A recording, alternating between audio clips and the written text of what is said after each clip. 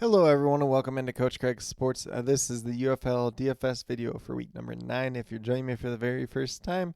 First of all, welcome in. Second of all, this is how today's video will be structured. We'll be going through my UFL DFS sheet for week number 9.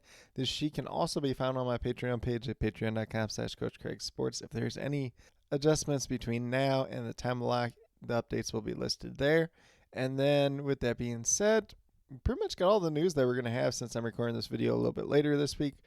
But I'll be breaking down each player, whether I would consider them a GPP play, a cash game option, or kind of a pay down option or dart throw just in general. And then a little bit if I'd be overweight to or underweight to the field. Keep in mind at this point in the season, all 4 playoff teams have been determined. The only thing really going on is some home field advantage. None of these teams really have much to play for, so it could be a pretty interesting week this week and next week. But without further ado, we'll start off with the Birmingham Stallions. Adrian Martinez still a quarterback. Consider him a strong GPP option. Once again, obviously, as the rushing upside, he's played really, really well this year. He's up to $11,500, though, so that's a good hefty price, but still a very good player at that. And then at running back, we do see C.J. Marable back this week. Ricky Pearson Jr. listed as the starter. You know, if you really want to play one or the other, you could definitely do that. A little bit more towards a leverage play for both those than anything for me, myself, personally. So I'm really not getting to them this week overall. In terms of the wide receivers, looks pretty similar this week. We got Deion Kane, GPP option, $8,300. Probably in line with the field on him. His production hasn't been quite as good as it was early on in the year, but then we have Marlon Williams at $7,300 GPP option. Still going to be overweight to the field on him once again. And then Kevin Austin Jr., who's really stepped up as of late. $5,100. He might even be a cash game play this week just with how well he's been playing as of lately. He's been playing a decent amount of snaps, so don't have too many concerns with him. You know, not anybody else here that I'm really interested in. You know, if you really want to go Jay Sternberger and hope he scores a touchdown, then he could be a GPP option, but I'm not getting there myself personally. And then for the Stallions defense, they're going against the Brahmas this week, $4,400 GPP option. Probably be overweight to the field on them once again, though. Then we move down to the Houston Roughnecks. I had Nolan Henderson kind of a GPP option if he starts, but the depth chart that was announced not too long ago does show Reed Sinnott still starting, so probably not getting either one once again this week. Mark Thompson at running back, $7,900 GPP option. He did play the most amount of snaps or the highest percentage of snaps that he has played all year last week, so I think that's a good positive sign for him at least. They did cut Tyon Evans this week. They brought in Ezra Gray, who will be inactive. Not too much to note there otherwise, though. And then in terms of the wide receivers, Cheeky Kism would be the one that I'd be getting to this week as a GPP option. Probably be in line with the field on him. Maybe slightly overweight. I know Reed Sinnott really likes throwing to him, but now that we kind of got a little bit quarterback competition going around again, maybe not quite as good. You know, if you really want to get to Justin Hall, you could still do that as well. Brian Hightower is inactive. And since I'm kind of pointing out these inactives, you know, Jamar Smith, third quarterback for the Stallions, was inactive, as well as Isaiah Zuber and Larry Roundtree. So not too much to note there. Obviously, the only thing was Larry Roundtree going back to inactive with C.J. Marable active. And then the last guy that is inactive for the Houston Roughnecks is going to be A.J. Lewis, the kind of reserve tight end once again. Houston Roughnecks defense, you know, going against the Michigan Panthers, you know, if you really want to use them as a paydown option, dart throw at $3,200, you could do it. I'm not doing it too much myself personally, but probably in line with the field on them, though. For the Memphis Showboats, Case Cookis is inactive this week. Troy Williams is back and listed as the starter, so I consider him a GPP option. I don't think you really go from Troy Williams to Josh Love too much in this game unless, you know, it's just really a blowout once again. So I will get to some Troy Williams myself personally, maybe a little bit overweight to the field. Does at least offer a little bit of rushing upside. Darius Victor in the backfield, pretty much his whole backfield to himself once again.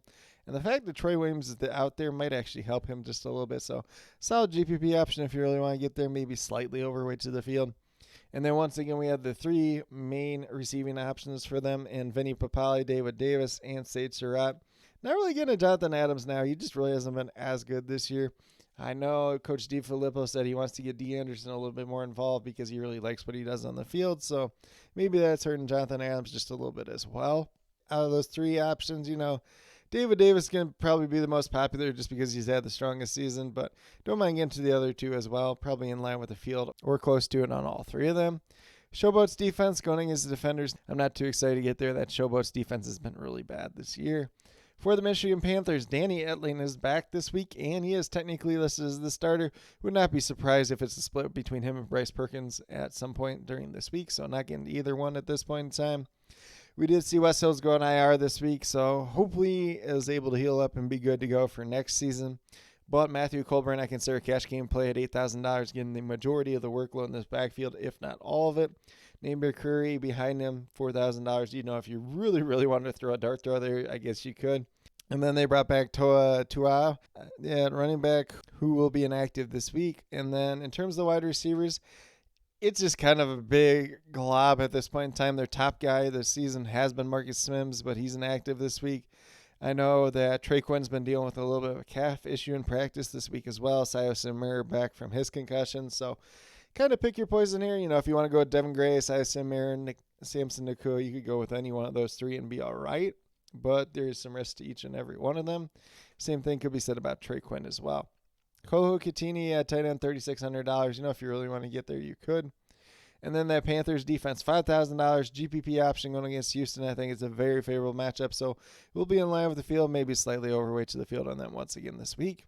Then we move down in Arlington to Renegades. Luis Perez, $9,800. GPP option if you want to get there. There is some upside going against St. Louis Battlehawks this week. I think that was a team that he did pretty well against earlier this season. Holton Ahlers behind him is going to be active for the first time all season. Lindsey Scott inactive. So we'll see if Holton Ahlers gets involved at all whatsoever. Obviously, they don't have much that they're playing for, so maybe he gets in there, throws a couple passes just to see what he can do.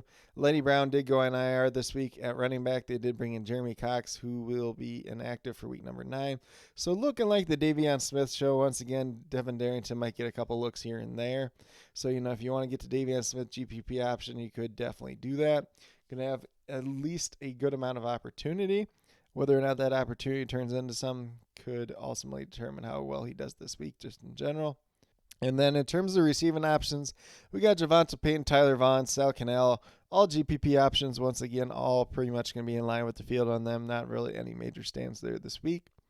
And then for their defense, they're $3,400. They're going against the Battlehawks. It is important to note that Manny Wilkins is the starter once again this week, so that should at least be a little bit favorable for this defense, but I'm still not really getting to them this week overall.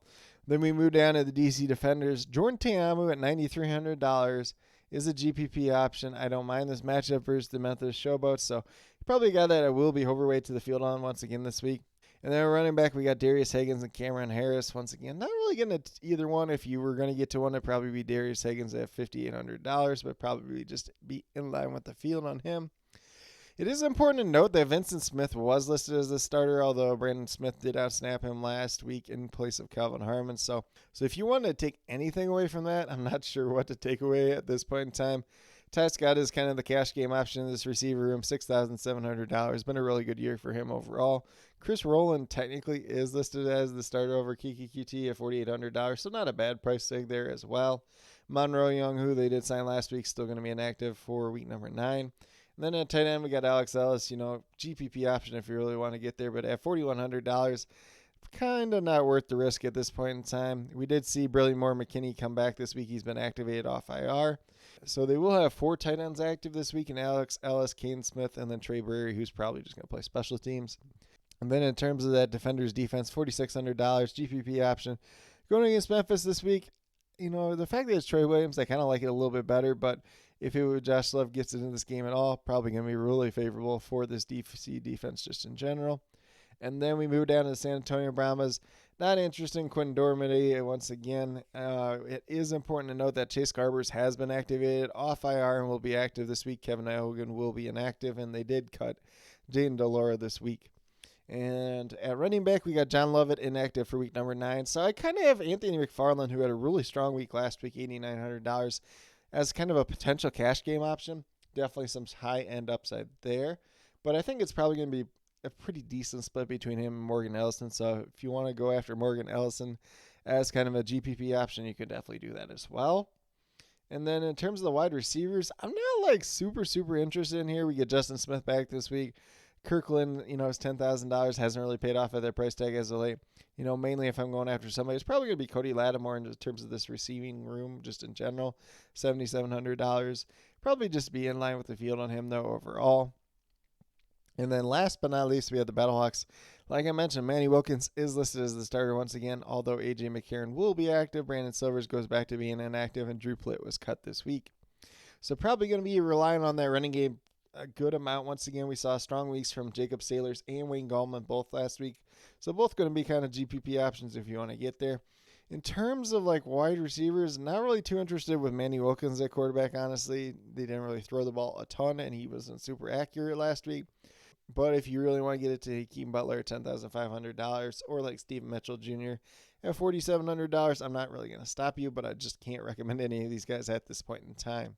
And then last but not least, we have the Battlehawks defense going against the Renegades. If you really wanted to get there, you could bet at $4,800. Second most expensive defense. I'm just not getting there myself personally this week overall.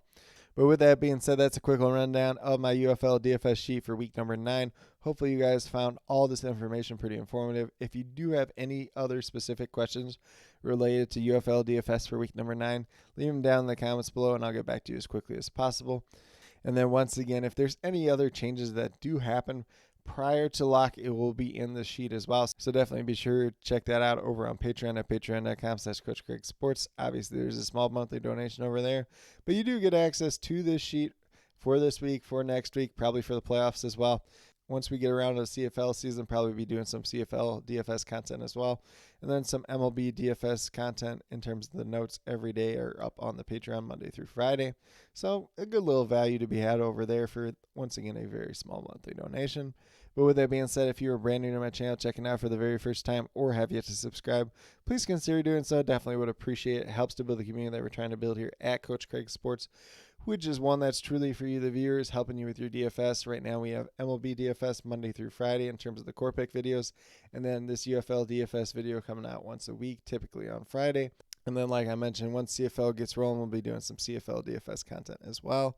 And then last but not least, if you're interested in sports betting, if you're interested in prop betting whatsoever, be sure to check out the links and promo codes down in the description below for BetUS, Prize Picks, and Parlay Play. If you're a brand new user on any one of those 3 sites, when you sign up, you make your initial deposit, you will get a first match deposit bonus.